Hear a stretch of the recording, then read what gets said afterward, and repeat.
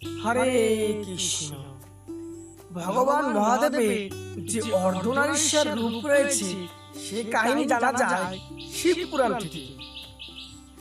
অর্ধনারীশ্বর রূপের যে কাহিনী রয়েছে এবং যে মাহাত্ম্য রয়েছে সেটি অত্যন্ত প্রসিদ্ধ।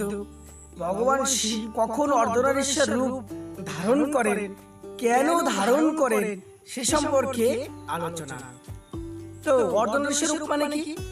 অর্ধেক হচ্ছে পুরুষ, অর্ধেক হচ্ছে নারী স্বরূপ, একে বলা হয় অর্ধনারীশ্বর।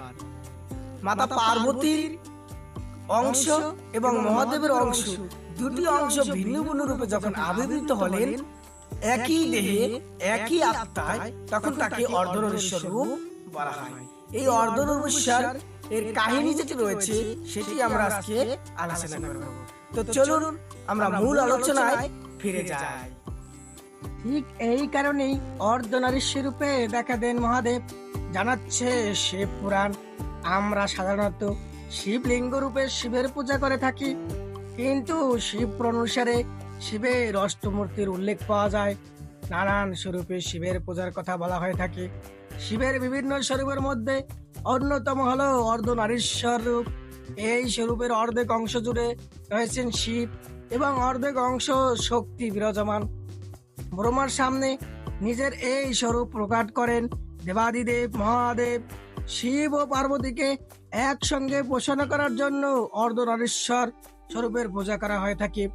শিবের এই স্বরূপ আমাদের শিক্ষা দেয় যে স্ত্রী ও পুরুষ এক এবং পরস্পর ছাড়া এরা অসম্পূর্ণ। তবে কেন ব্রহ্মার সামনে অর্ধনারীশ্বর রূপ ধারণ করেন শিব?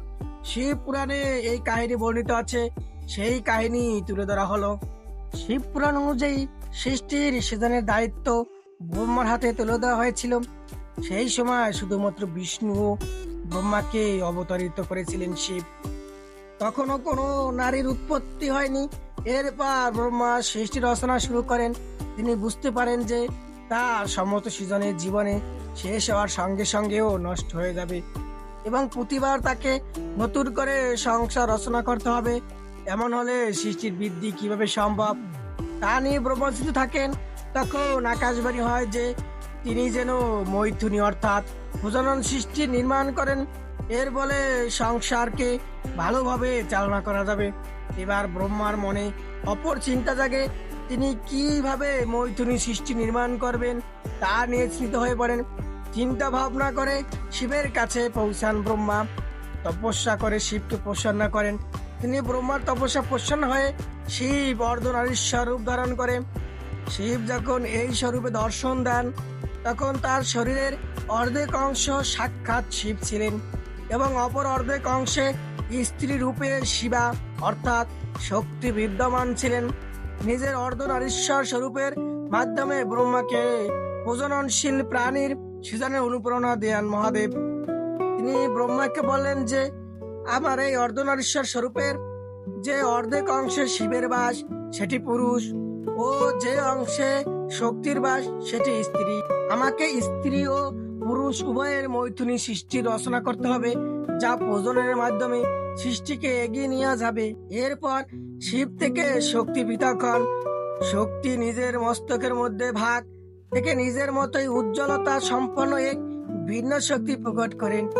এই শক্তি প্রজাপতি দক্ষের বাড়িতে তার পুত্ররূপে জন্মগ্রহণ করেছিলেন। এরপর থেকেই মৈথুনী সৃষ্টি রচনা হয়।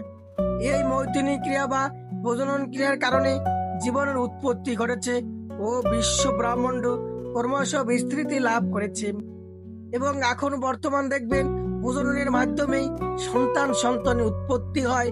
এটি পূর্বে ছিল, এখনো আছে, ভবিষ্যতেও থাকবে। এইভাবেই জীব ক্রমশ বৃদ্ধিপ্রাপ্ত হয় এবং মারাও যায়। তো ভিডিওটি ভালো লাগলে লাইক, কমেন্ট এবং সাবস্ক্রাইব করে পাশের ঘন্টা আইকনটি বাজাতে ভুলবেন না। ধন্যবাদ সকলকে। হরে